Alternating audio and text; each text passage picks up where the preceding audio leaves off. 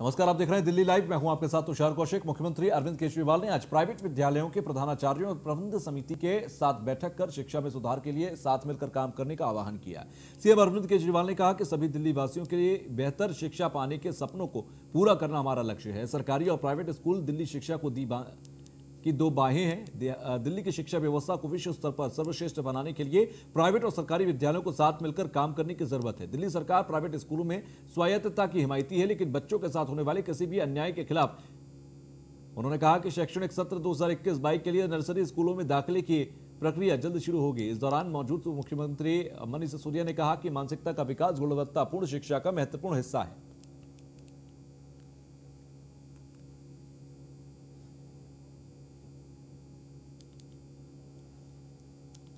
तो वहीं किसानों के मुद्दे पर राज्यसभा सांसद सुशील गुप्ता ने केंद्र सरकार पर जमकर निशाना साधा। उन्होंने कहा कि सरकार किसानों से बात करने के बजाय किसानों को ही नुकसान पहुंचाने का काम कर रही है। उन्होंने कहा कि सरकार सदन में किसानों का मुद्दा उठाने देना नहीं चाहती। तैयार नहीं है, हाउस बात करने के लिए तैयार नहीं है, तो कौन से स्थान पे किसानों की बात का डिस्कशन होगा। आज इस बात को लेके स्पीकर साहब ने इसको एडजॉर्न किया है। 10:30 बजे पुनः हाउस शुरू होगा, परंतु हमारी डिमांड रहेगी कि किसानों के विषय में चर्चा सदन के अंदर होगी। चेयरमैन ने तो कहा है कि कल आप लोगों को मौका दिया जाएगा इस पर चर्चा करने आज क्यों नहीं, आज क्यों नहीं? वो चाहते हैं कि राष्ट्रपति के अभिभाषण के दौरान चर्चा की जाएगी। हम ये कहते हैं कि इससे इम्पोर्टेंट देश के लिए क्या हो सकता है। देश के लाखों किसान जब बॉर्डर के ऊपर बैठे हुए हैं तो सबसे पहले उस पर चर्चा होगी। तो वहीं दिल्ली में सीरो सर्वे में ओवरऑल 56.13% लोगों में कोरोना के खिलाफ एंटीबॉडीज पाई गई। दिल्ली के स्वास्थ्य मंत्री सत्येंद्र जैन ने इस बात की जानकारी दी। उन्होंने कहा कि सभी को कोरोना को लेकर उचित व्यवहार का पालन करना चाहिए, जिसमें मास्क पहनना, हाथों को नियमित रूप से साफ कर रखना। दिल्ली में सबसे कम एंटीबॉडी नॉर्थ दिल्ली में है, जहां 49.09% लोगों में पाई गई। वहीं सबसे ज्यादा ईस्ट दिल्ली में 62.18% लोगों में एंटीबॉडीज पाई गई। ये सीरो सर्वे 15 से 23 जनवरी तक सर्वे किया गया था। कुल मिलाकर 28,000 सैंपल लिए गए थे। हर वार्ड से 100 सैंपल लिए गए थे। मोर देन ए मंथ, ये 1% से भी कम चल रही है। फिर भी मैं आपसे ये कहना चाहूँगा कि पॉजिटिविटी कम है, केसेस भी बहुत कम है, हॉस्पिटल्स में एडमिशन भी बहुत कम हो रहे हैं। उसके बावजूद भी मास्क जरूर लगा के रखें। कोविड अप्रोप्रिएट बिहेवियर, ये ध्यान रखिएगा। पिछले 2-3 महीने में दिल्ली की पूरी जनता ने बहुत ज़्यादा सहयोग किया है। सभी लोगों ने बड़ी मेहनत भी की है। अब सड़क पे देखेंगे सब लोग मास्क लगा के, मैं यहाँ पर भी देख सकता हूँ कि सभी ने मास्क लगाया हुआ है। अभी आपको कुछ दिनों और कुछ महीने और अभी मास्क लगाने की जरूरत है। सोशल डिस्टेंसिंग रखने की आवश्यकता है और मुझे लगता है कि हम सब लोग मिलकर इस बीमारी पर कंट्रोल पा सकेंगे। हमने सर्वे मौलाना आजाद मेडिकल कॉलेज के साथ मिलके किया है, जिसमें हमारे सभी डिस्ट्रिक्ट अधिकारी ने हमारे साथ सहयोग दिया। इस सर्वे में हमने एक नई टेक्नोलॉजी जो क्लियर टेक्नोलॉजी है और जो ज़्यादा सेंसिटिव टेक्नोलॉजी है उसका इस्तेमाल किया और सभी सैंपल्स हमने ILBS में करवाए हैं, so that there is a uniformity across the city. हर एक वार्ड में से हमने हर एक वार्ड को उसकी आबादी के हिसाब से वहाँ से हर तरह की आबादी से सैंपल उठाए और हर वार्ड से 100 सैंपल उठाने का हमने प्रयास किया है और इसमें हम कामयाब भी रहे हैं। इसके हिसाब से जो 28,000 सैंपल हैं और हमारी हेल्थ टीम की प्लस ILBS की टीम की मदद से जो हम कर पाए हैं उसका आप सब लोग देख ही सकते हैं। और जैसा सर ने कहा कि इसका मतलब ये नहीं है कि हम अपने व्यवहार में जो हम आपकी मदद से बीमारी पे कंट्रोल कर पाए हैं, वो किसी भी तरह हम अपना बिहेवियर में कोई भी परिवर्तन लाएं, सामाजिक दूरी बना के रखें, हाथ धोएं और मास्क का प्रयोग करें। तो वहीं उत्तर पूर्वी दिल्ली के सांसद मनोज तिवारी ने अपने जन्मदिन पर भव्य राम मंदिर निर्माण के लिए निधि नियोजन समर्पण योगदान अभियान चलाया। यह अभियान 27 फरवरी तक चलेगा। इस अभियान के तहत भव्य राम मंदिर निर्माण के लिए कोई भी व्यक्ति 1 रुपए से लेकर अपनी इच्छा से मंदिर निर्माण के लिए दान दे सकता है। इस दान को लेकर सांसद मनोज तिवारी अपनी लोकसभा में किसी भी घर जा सकते हैं। इसी कड़ी में उत्तर पूर्वी दिल्ली के गोंडा विधानसभा क्षेत्र के समाजसेवी नीरज गुप्ता ने अपने परिवार के सहयोग से भव्य राम मंदिर निर्माण के लिए 11,11,111 रुपए चेक सांसद मनोज तिवारी को दिया। परिवार के लोगों ने का यह कहना था कि यह हमारा सौभाग्य है, हमें यह सेवा करने का मौका मिला।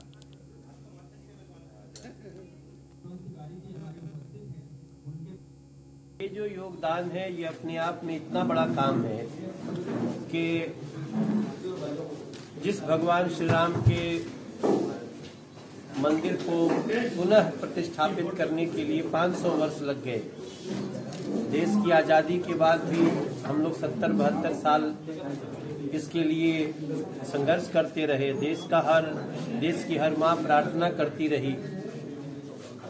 तो वैसे भव्य राम मंदिर के शुरुआत पे ये योगदान बहुत बड़ा है। तो मैं नीरज गुप्ता जी, उनके परिवार, उनके सभी भाई, उनकी माता जी, उनके पत्नी, बच्चों सहित सबको मैं बहुत ही धन्यवाद देता हूँ। अब दिन तो चूंकि आज का दिन हम लोगों ने चुन लिया है क्योंकि जन्मदिन है, सब लोग आते ही थे। हमने कहा कि इस बार फूल नहीं, माला नहीं, केक नहीं, भगवान श्री राम के भव्य मंदिर में थोड़ा सा सहयोग मिल जाए। तो हम बड़ी खुश हैं कि आज पहला दिन है हम लोगों के उस अभियान का और यहाँ पे हमारे वरिष्ठ अधिकारीगण भी यहाँ आए हुए हैं। आदरणीय रामकिशन जी स्वयं उपस्थित हैं। तो हमारे लिए बहुत बड़ा दिन है और जन्मदिन की बात की है तो इससे बढ़िया सदुपयोग कुछ नहीं हो सकता। लगभग आज कितना दान आ गया होगा यदि बात करी जाए? लगभग आज 22 लाख रुपए हम लोगों को सारे ये उनके 11 लाख रुपए 11,11,111 रुपए। तो इसको लेकर के एकदम एग्जैक्ट तो नहीं बता दें, 22 लाख के आसपास आज लोगों ने दान दिया है। मनोज तिवारी जी हमारे लोकप्रिय सांसद हैं। सबसे पहले तो बड़े भैया को जन्मदिन की मैं ढेरों शुभकामनाएं देता हूँ। परमात्मा इन्हें दिन दुनी रात चौगुनी और ऊंचाइयों पे पहुँचाए और इसी प्रकार देश की सेवा करते रहें, स्वस्थ रहें, दीर्घायु रहें, ऐसी हमारी प्रभु परमात्मा से कामना है। और जन्मदिन के शुभ अवसर पर श्री राम मंदिर में अपनी तरफ से कुछ सा योगदान देने का हमें सौभाग्य प्राप्त हुआ। ये सौभाग्य प्राप्त और वो इनके जन्मदिन वाले दिन, ये मेरा डबल सौभाग्य हो गया। तो बहुत धन्यवाद करना चाहूँगा बड़े भैया आज हमारे घर पे आए, मुझे बड़ी खुशी है, मेरे पूरे परिवार को बहुत खुशी का अवसर प्रदान। तो आम आदमी पार्टी के वरिष्ठ नेता दुर्गेश पाठक ने कहा कि देश के साथ साथ दिल्ली की जनता की भी निगाहें बजट पर लगी हुई थी, लेकिन बजट से दिल्ली की जनता को कुछ हासिल नहीं हुआ। बजट में लोकल बॉडी को मिलने वाले पैसे के आवंटन में कटौती की गई। गुड़गांव, गाजियाबाद, लखनऊ की लोकल बॉडी को करीब 200 करोड़ रुपए दिए गए, लेकिन बजट में दिल्ली को कुछ नहीं मिला। दिल्ली भाजपा नेताओं और महापौर ने मंत्रियों से मुलाकात कर रुपए मांगे थे, लेकिन उन्हें कुछ भी नहीं मिला। आम आदमी पार्टी मानती है कि भारतीय जनता पार्टी के केंद्र सरकार को भी समझ में आ गया है कि भाजपा दिल्ली इकाई पूरी तरह से भ्रष्ट है। भाजपा शासित एमसीडी को केंद्र सरकार ने इसलिए रुपए नहीं दिए क्योंकि वो जानते हैं कि दिल्ली भाजपा के नेता भ्रष्टाचार कर पूरे पैसे खा जाएंगे। प्रेस वार्ता में आप सबका स्वागत है। साथियों, कल पूरे देश की निगाहें यूनियन बजट के ऊपर लगी हुई थी कि देश की जो गृह मंत्री हैं वो बजट प्रस्तुत कर रही थी। पूरे देश की निगाहें लगी हुई थी कि उनको क्या मिलेगा इस बजट में, हर व्यक्ति के लिए, हर नागरिक के लिए क्या है, इस पे निगाहें लगी हुई थी। और साथ ही साथ दिल्ली के लोगों की भी निगाहें लगी हुई थी और खासकर दिल्ली की जो एमसीडी हैं जिसमें भारतीय जनता पार्टी का पिछले 15 सालों से शासन है, उनका भी, उनके जितने कर्मचारी हैं, जो सफाई कर्मचारी हैं, जो जितने भी लोग हैं, उन सब की भी निगाहें इस बजट के ऊपर लगी हुई थी। इस बजट में बड़ी दुर्भाग्यपूर्ण चीजें रही और उसका एकमात्र कारण रहा भारतीय जनता पार्टी की जो दिल्ली की यूनिट है। साथियों,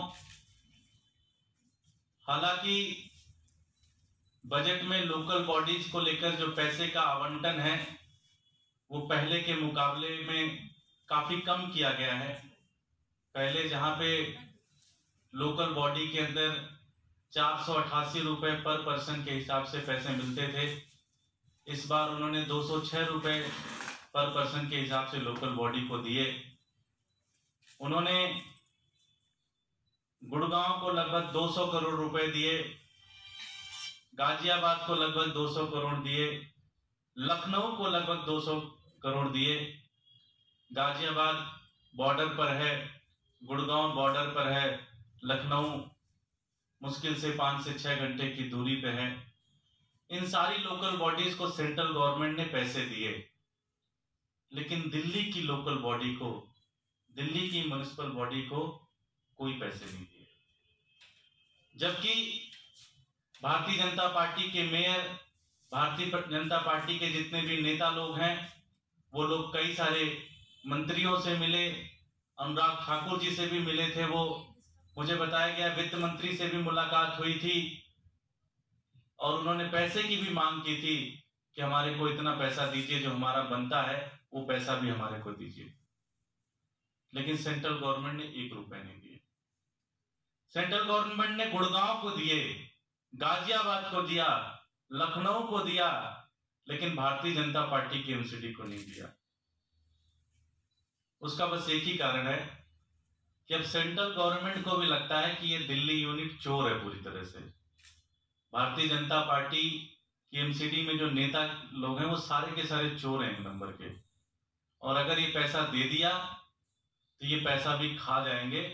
और भारतीय जनता पार्टी की सेंट्रल गवर्नमेंट की जो एजेंसी है उनको भी अब भरोसा नहीं बचा कि वो दिल्ली एमसीडी को कोई पैसा दे, भारतीय जनता पार्टी के नेतृत्व वाली दिल्ली एमसीडी को कोई पैसा दे, और उन्होंने 1 भी रुपए नहीं दिए।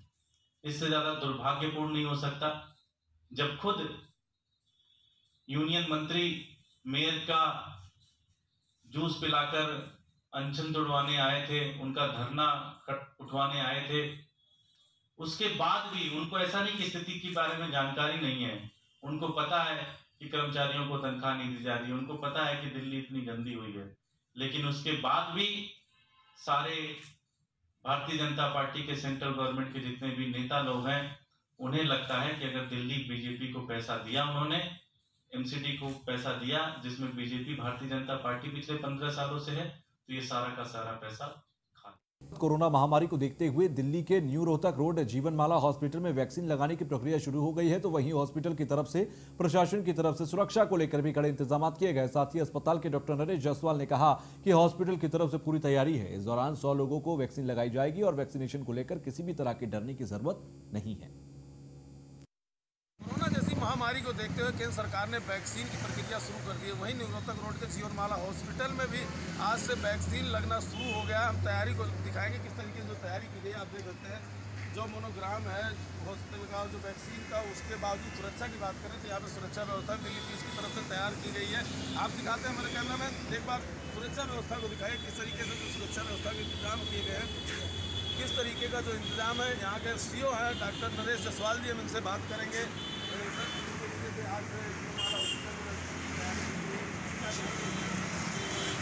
तैयारी इसलिए यहाँ पर शुरू की गई है कि इस मुहिम को जितनी जल्दी हो सके वो और आगे इसको बढ़ाया जाए और ज़्यादा से ज़्यादा बेनिफिट दिया जाए। क्या लगता है कि जो लोगों ने इससे ये भी कहा था कि वैक्सीन है, लोगों में थोड़ी दिक्कत का भी सामना करना पड़ता था? नहीं, इस तरह से तो कोई बहुत ज़्यादा इवेंट्स मिले नहीं है जो कि डाटा अभी तक कह रहा है। और अगर कुछ ऐसा छोटा मोटा रिएक्शन भी होगा तो उसके लिए हॉस्पिटल पूरी तरह से तत्पर है, पूरी गवर्नमेंट की टीम हमारे साथ है, हम लोग भी तैयार हैं। तो ऐसा होता है। हॉस्पिटल की तरफ से क्या क्या तैयारी की गई है? हॉस्पिटल की तरफ से जो डॉक्टर्स हैं हमारे, जो किस प्रकार की एनाफाइलेक्टिक शॉक को मैनेज करने में मदद कर सकते हैं, वो लोग सारी तो हमारी बिल्कुल तैयार है।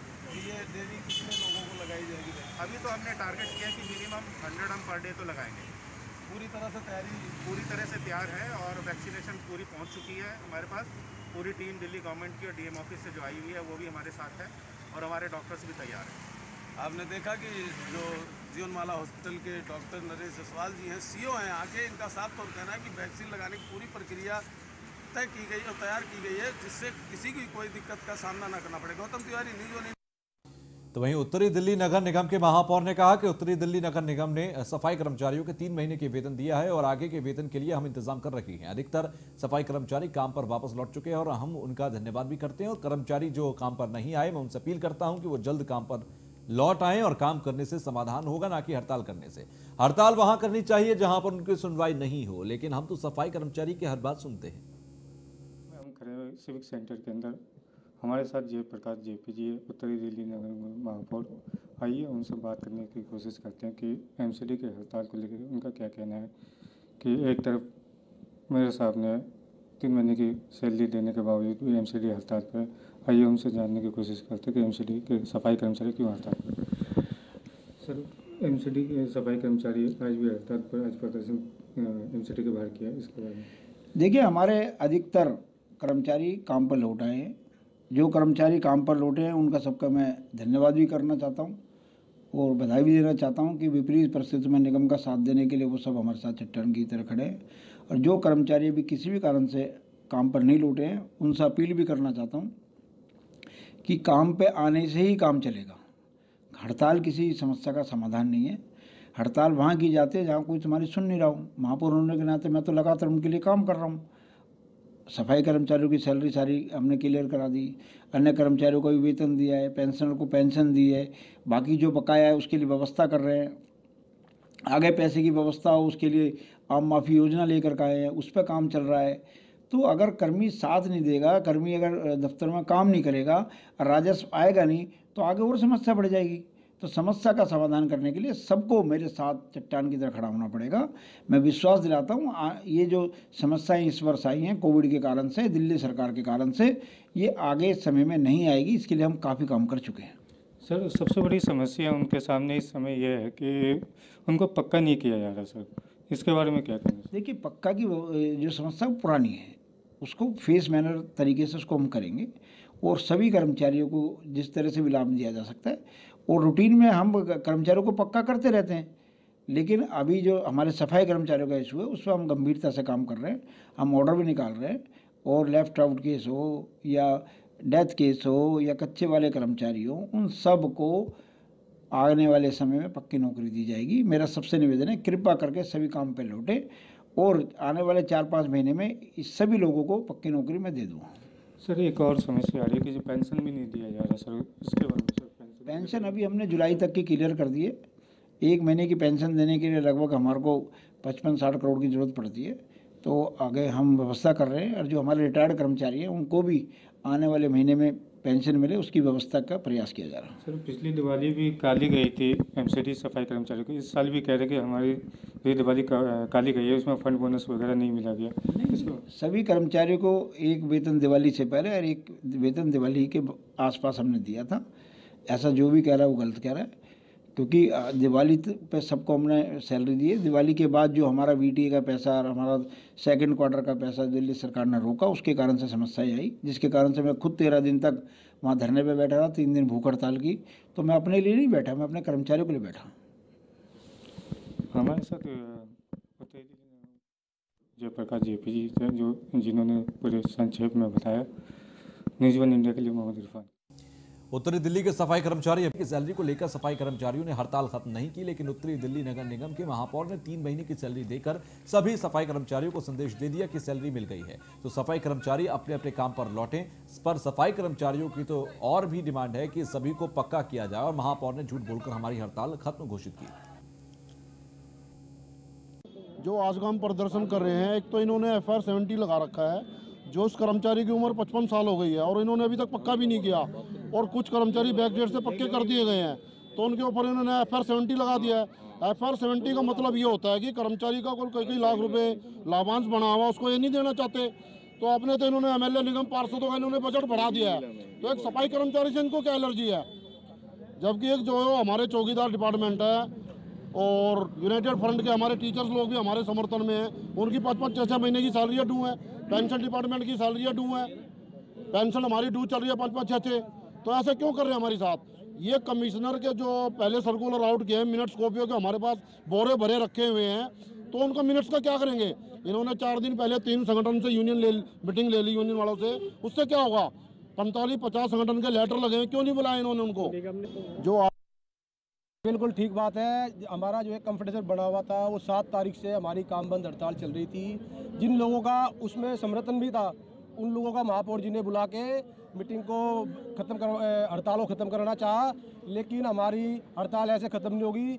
हमारी हड़ताल जब तक ख़त्म नहीं होगी जब तक हमारे ऑल डिपार्टमेंट की पैरामेडिकल हो उसमें, या उसमें वर्क्स डिपार्टमेंट हो, या उसमें इंजीनियरिंग डिपार्टमेंट हो, या उसमें शिक्षा विभाग हो, या डैम्स विभाग हो, जब तक उनकी मांगे, जब तक उनका जो भी लाभांश है वो नहीं मिलेगा, जब तक सैलरी का छोड़कर डिमांड क्या है आप लोगों की? हमारी देखो, सैलरी के अलावा भी हमारे जो कर्मचारी जो है हर डिपार्टमेंट में, हर विभाग में जो भी कर्मचारी है उनको पक्का करने की है। जैसे हमारे कॉन्ट्रैक्ट बेस के कर्मचारी है या शिक्षा विभाग में कर्मचारी है, डैम्स विभाग के कर्मचारी है, उनको जब तक पक्का नहीं किया जाएगा, जब तक। ये सवाल बिल्कुल वो है कि ज़रूरत हमें पड़ी है, हमें मजबूर किया जाता है साहब। मैं 1000 बार कह चुका हूँ मीडिया को, हमें मजबूर किया जाता है। हम बिल्कुल हड़ताल नहीं चाहते, हम बिल्कुल प्रदर्शन नहीं चाहते। हम शांति प्रिय समाज से हैं, शांति प्रिय हम सफाई कर्मचारी हैं, गरीब स्थिति से गुजर रहे हैं। हमें 20-20 साल तक तनख्वाह पक्का नहीं किया जा रहा, समय पे हमें वेतन नहीं दिया जा रहा। हम क्या आंदोलन करेंगे?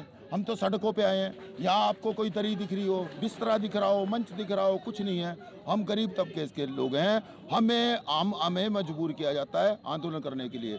मजबूर क्यों किया जाता है कि जो हमें बरस 2018 में प्रशासन मान चुका है, जो हमारी समस्याओं को, जो हमें प्रशासन ने कहा है कि 2019 में और 18 में कि 2010 तक के हम पक्के कर देंगे। 19 में कहा कि 2006 तक के और 2010 तक के सीजी के केस हम पक्के कर देंगे। उनको आधा घटा दिया जाता है। जब हमारे आधा घटा दिया जाता है, कितनी पीड़ा होगी कि हम अगर कोई। तो इसी के साथ दिल्ली लाइव में बस इतना ही। आगे भी खबरों का सिलसिला लगातार जारी है। देखते रहिए न्यूज़ 1 इंडिया। नमस्कार।